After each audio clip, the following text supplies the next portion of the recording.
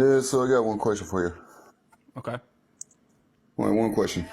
So, if you can't stand God, and you're an atheist, you don't believe in all that, why are you on here trying to prophesize?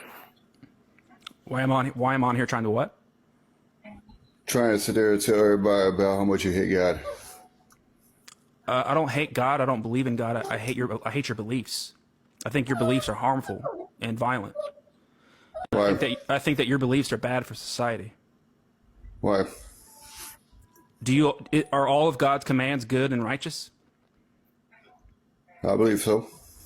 So in Leviticus 20:13, when God commands that gay people be unalived, that's a good and righteous command. God has his reasons for everything. Just like you've said in the past, right? This is He why has his this is reasons for why everything. this is why I don't hate your God. I hate your beliefs. Your beliefs are harmful and violent. You've just told me that you agree that you think a commandment from God to unalive gay people is good and righteous. God does everything for his glory. He does everything for a reason. Well, there's your answer. Everything happens for a reason. There's your answer. That's why I think that your beliefs are harmful. I don't question him on anything he does. He does what he does. Yeah, so your beliefs are harmful and violent and bad for society, sir. No, that's how you see it. That's how you perceive it.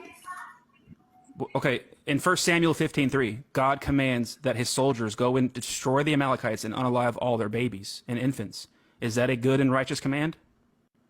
But there's other stuff that he did good with, about how he healed the blind and how Sir, he healed the sir, sick and all that stuff. sir, You're not going into that. You're just doing everything sir, was that that a good and righteous command when God ordered these infants to be destroyed? he did for his reasons. And do you agree? Will you answer my question? Would you always follow God's commands? Yes, like I said, will So you if God answer my commanded question you, now? if God commanded you to go to your neighbor's house and unalive his children, you would do it? That's a trick question. That's something that I have to really consider. Sir, all of God's commandments are good and righteous, correct? You're twisting it. All of God's commandments are good and righteous. Is that correct? Yeah, but you're kind of twisting it. Okay, Twisting the Bible all around. if all of God's commandments are good and righteous, and you've already said that you would always follow God's good and righteous commands, right? Yes. But So you would never if tell me to kill God somebody. if God gave you a good and righteous command to go over to your neighbor's house and unalive his children, you would follow it. First of all, he wouldn't even do that. He's already done it. Yeah, in the Old Testament.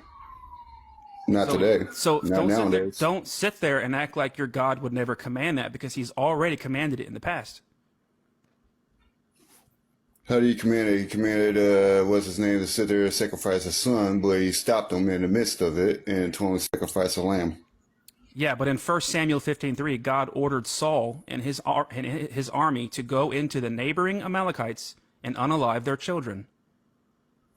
So Okay, God ordered somebody to go over to his neighbors and unalive their children, and that's a good and righteous command, because you've already said all of God's commandments are good and righteous, and you said that you would always follow God's commandments.